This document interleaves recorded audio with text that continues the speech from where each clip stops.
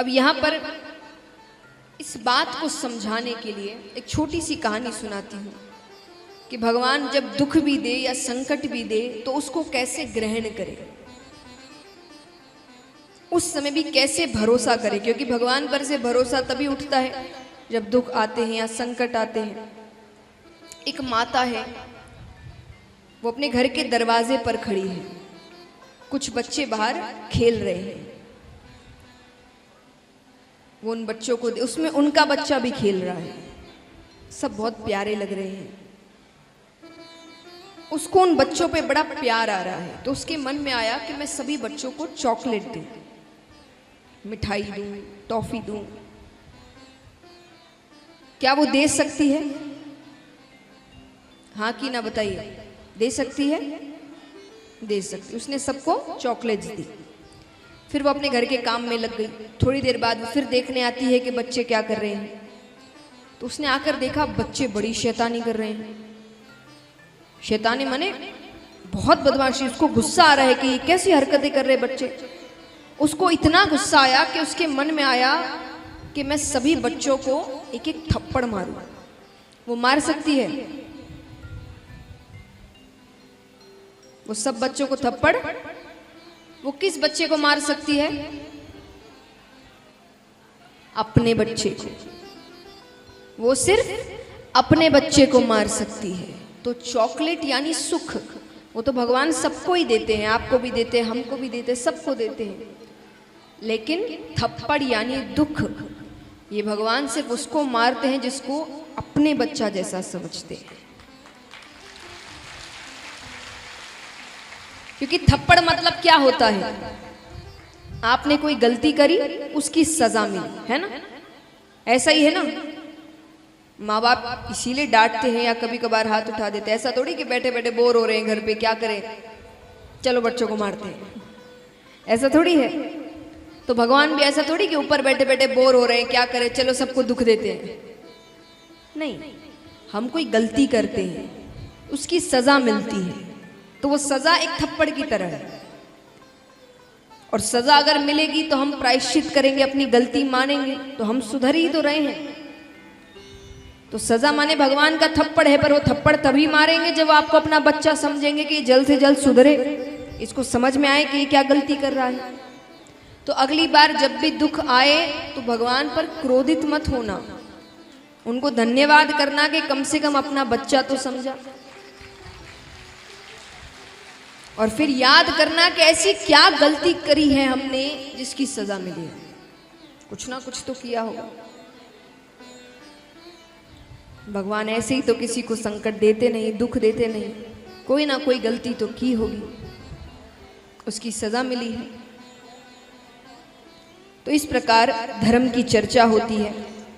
अब यहां पर राजा परीक्षित दान के बारे में पूछते हैं कि मुझे ये बताइए कि दान कब करना चाहिए, किसे करना चाहिए। शुकदेव जी कहते हैं कि ऐसे तो दान किसे भी करो, कभी भी करो, बहुत फल मिलता है।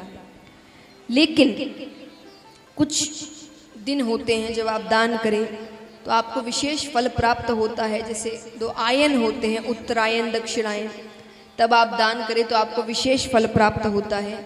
अक्षय तृतीया के दिन आप दान करें तो आपको बहुत फल प्राप्त होता है।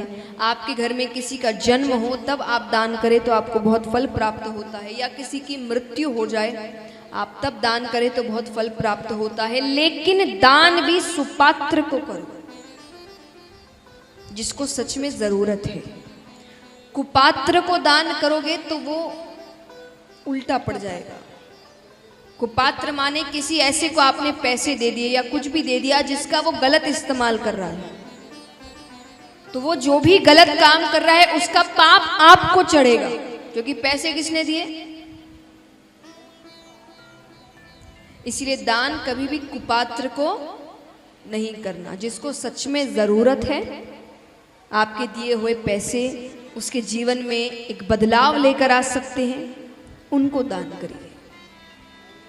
जिनकी वजह से, आपकी वजह से जिनके जीवन में खुशियां आ जाए, उनको एक नया जन्म मिल जाए, उनको दान करिए। वो दान बहुत महत्व रखता है। अब यहाँ पर राजा परीक्षित पूछते हैं कि प्रभु ऐसा कभी हुआ है कि किसी पशु को भगवान ने दर्शन दिए हो? सुखदेव जी कहते जरूर हुआ है। कब हुआ? वो बताते हैं त्रिकूट नामक एक पर्वत था, उसके पास एक सरोवर बहता था। उस सरोवर में गजेंद्र नामक हाथी आया करता था। हाथी भी कैसा? सफेद हाथी, अत्यंत सुंदर और इतना शक्तिशाली कि उसके सुगंध से शेर डर कर भाग जाए। सिर्फ सुगंध से। वो अपने परिवार के साथ क्रीड़ा करने आता है। अब वो सूंड में कभी पानी भरकर बच्चों पे फेंके, बच्चे कूदने लग जाए, कभी पानी लेकर पत्नी पर फेंके, पत्नी शर्मा जाए। तो वो परिवार के साथ अपनी क्रीड़ा कर रहे हैं। उसी पानी में, सरोवर में एक ग्राह आता है। ग्राह यानी मगरमच्छ। वो आकर गजेंद्र के पैरों को पकड़ता है।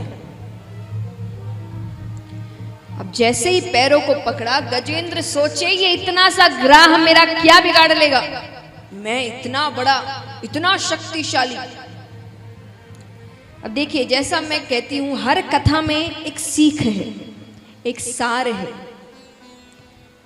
यहां पर गजेंद्र यानी हम और आप, और ग्राह यानी काल, मृत्यु। मृत्यु हमेशा पहले पैरों को पकड़ती है। पैरों में दर्द रहने लग गया है, ज्यादा ऊंचा चढ़ा नहीं जाता, घुटनों में दर्द रहने लग गया है, इसका मतलब काल ने पैरों को पकड़ लिया है। अब सुधर जाओ। पर हम कौन हैं? हम कौन हैं? गजेंद्र। ये मेरा क्या बिगाड़ लेगा? अब यहां पर गजेंद्र पानी का पशु नहीं है, ग्राह पानी का पशु है। तो जैसे जैसे वो पानी में जा रहा है, उसकी शक्ति थोड़ी कम होती जा रही है और ग्राह की शक्ति बढ़ती जा रही है। वो खींच रहा है, खींचते खींचते खींचते बीच मझधार में लेकर जाता है। अब गजेंद्र डूबने लगा तो वो अपनी पत्नी को पुकारता है, अरे मेरी रक्षा करो, मेरी मदद करो, मैंने तुम्हारे लिए क्या नहीं किया। पत्नी कहे, मदद तो कर दूं, लेकिन क्या पता आपकी मदद करने आऊं वो आपके पैर छोड़कर मेरे पैर पकड़ ले। मैं नहीं आ सकती। बच्चों से कहा, तुम तो मेरी सहायता करो, अरे तुम्हारे लिए मैंने अपने सपने त्याग दिए, तुम्हारे लिए मैंने अपने सपने त्याग दिए, तुम तो मेरी मदद करो। बच्चे कहते, आप चिंता मत करिए, आपका सारा काम अच्छे से करेंगे। समझे? मतलब मरने के बाद जो काम होता है वो अच्छे से करेंगे, चिंता मत करिए। अब वो कहे, मैं जिंदा हूं, कैसी बातें कर रहे हो? दोस्तों को, सबको पुकारता है, कोई सहायता नहीं करता। कौन अपनी जान जोखिम में डाले? अंत में जब कोई नहीं आता, तब वो आवाज लगाता है, हे परम पिता परमेश्वर मेरी रक्षा करो, हे द्वारिका के नाथ मेरी रक्षा करो, हे द्वारिकाधीश मेरी रक्षा करो। है वो आवाज सुनकर गजेंद्र की कि उनको लग रहा है गरुड़ भी धीरे जा रहा है, तो भगवान उसको छोड़कर पैदल दौड़ते हैं। अब भगवान जाने लगते हैं तो लक्ष्मी जी उनको रोकती है। लक्ष्मी जी कहती है, हर भक्त के लिए खुद ही जाते हैं, मध्य रात्रि का समय है, थोड़ा आराम करिए, किसी सेवक को भेजिए। वो भगवान को पुकारता है, भगवान आते हैं, सुदर्शन चक्र फेंकते हैं, ग्राह का उद्धार करते हैं और गजेंद्र को अपने साथ अपने धाम लेकर आते हैं। अब धाम लेकर आए तो वहां पर ग्राह पहले से बैठा हुआ है। अब गजेंद्र कहे, प्रभु इसके कारण तो पूरी कहानी हुई और ये मेरे से पहले आकर बैठा है। भगवान कहते हैं, ऐसे तो इसे नरक लोक ही जाना था, पर इसने जब मेरे भगत के ही चरण पकड़ लिए तो मुझे इसे अपने धाम ही लेकर आना पड़ा। बोलिए भक्त और भगवान की। तो इस प्रकार भगवान के स्वरूप के बारे में बताया गया।